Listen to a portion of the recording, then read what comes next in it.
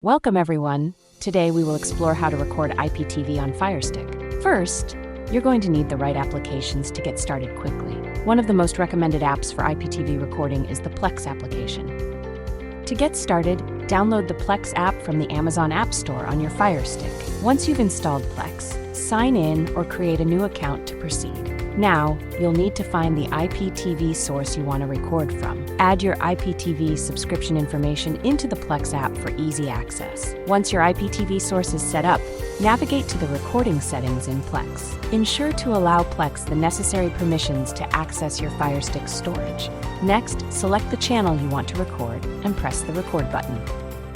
Recording will start instantly, allowing you to enjoy shows at your convenience. Now let's talk about where you can find high-quality IPTV services like www.tv.store.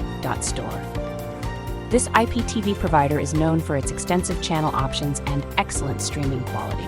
Using quality IPTV services ensures you have better reliability when recording content. Now let's summarize what we've covered in today's video for easy reference. Remember, installing Plex, setting up your source, and managing recordings is the key.